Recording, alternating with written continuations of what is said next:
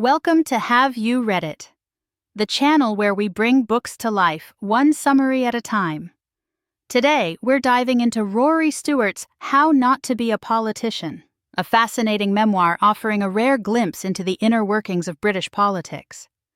Stewart, a former Member of Parliament, takes us on a journey through his decade-long career, from his unexpected entry into the political arena to his dramatic exit, sharing candid observations about the personalities, processes, and paradoxes that shape this peculiar world. Stewart's story begins not in Westminster, but in Iraq. As a senior official in the occupation government, he witnessed firsthand the disastrous consequences of attempting to impose Western models on a complex society.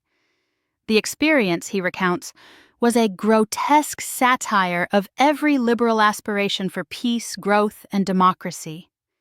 This disillusionment, coupled with a desire to understand the forces shaping global events, ultimately led him to pursue a career in British politics. His path to Parliament was far from typical. Unlike many career politicians, Stewart hadn't spent years climbing the ranks of local councils or serving as a party apparatchik. His background was in diplomacy, international development, and academia. He even walked across Afghanistan. However, the 2009 expenses scandal, which rocked the British political establishment, created an unusual opportunity. With numerous MPs resigning in disgrace, the Conservative Party opened its candidate list to outsiders. Stewart decided to seize the chance. His selection for the safe Conservative seat of Penrith and the Border was a testament to his unconventional approach. He walked the constituency's 150 miles, meeting constituents and learning about their concerns. He even won an open primary, a rare experiment in British politics that allowed non-party members to vote. Entering Parliament, Stewart was struck by the contrast between his expectations and the reality of political life. He describes the House of Commons as a blend of the naff, the antique, and the pastiche, where serious policy debates often took a back seat to political maneuvering and personal ambition. He was particularly critical of the whipping system, which enforces party discipline and stifles independent thought. His own early attempts at rebellion, such as abstaining on a vote related to mountain rescue funding, were largely inconsequential. Stewart's initial years as a backbencher were marked by frustration. He felt powerless to influence policy and disillusioned by the shallowness of political discourse. He recounts his attempts to engage with issues like the Afghan war and education reform, only to be met with indifference or hostility from colleagues. Beyond Westminster, Stewart found more meaning in his constituency work. He embraced the role of District Commissioner for Cumbria, championing local initiatives and fighting to save community hospitals and other vital services threatened by government cuts. He recounts his efforts to bring broadband to rural areas, working with local volunteers and battling bureaucratic resistance. He also describes his interactions with constituents, highlighting the diverse range of concerns they brought to his advice surgeries. Despite his initial misgivings about the Big Society, a Cameron initiative aimed at empowering local communities, Stewart found himself drawn to its potential. He saw it as a way to address the real problems facing his constituents and to make government more responsive to their needs. Over time, Stewart learned to navigate the treacherous waters of Westminster. He was elected to the Foreign Affairs Committee, where he challenged the government's optimistic narrative about the Afghan war.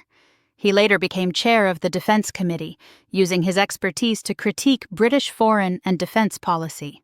However, he also admits to succumbing to the temptations of political ambition, engaging in politicking, and currying favor with those in power. In 2015, after 5 years as a backbencher, Stewart was finally appointed to a ministerial position. His first role, as Parliamentary Undersecretary in DEFRA, gave him a taste of the challenges and absurdities of government administration. He recounts his struggles to implement policies on air quality, plastic bags, and flooding, battling bureaucratic inertia and political indifference. He also describes his interactions with his Secretary of State, Liz Truss, highlighting her focus on public image and disregard for policy details. Stewart's subsequent ministerial roles, in DFID and the Foreign Office, brought him back into the world of international development and diplomacy. He recounts his travels to Afghanistan, Myanmar, and other countries, highlighting the limitations of British influence and the challenges of implementing effective development programs. He also describes his frustrations with Boris Johnson, his boss at the Foreign Office, criticizing his lack of seriousness and focus on wins. Throughout his career, Stewart grappled with the ethical dilemmas of political life. He recounts his struggles to reconcile his principles with the demands of party loyalty and the temptations of power. He also reflects on the corrosive effects of political ambition, observing how it can distort judgment and erode integrity. His resignation from government in 2019, in protest against Boris Johnson's Brexit policy, was a dramatic culmination of these struggles. Stewart's memoir offers a nuanced and critical perspective on the state of British politics. He argues that the system is broken, plagued by short-termism, superficiality, and a lack of accountability. He also critiques the decline of serious policy debate and the rise of a political culture obsessed with image and spin. Stewart's memoir is a cautionary tale, but it's also a call for a different kind of politics. He argues that a more honest, serious, and locally grounded approach is essential to restoring public trust and addressing the real challenges facing Britain. Thanks for watching. Make sure to give this video a thumbs up and hit that subscribe button so you never miss our next book dive.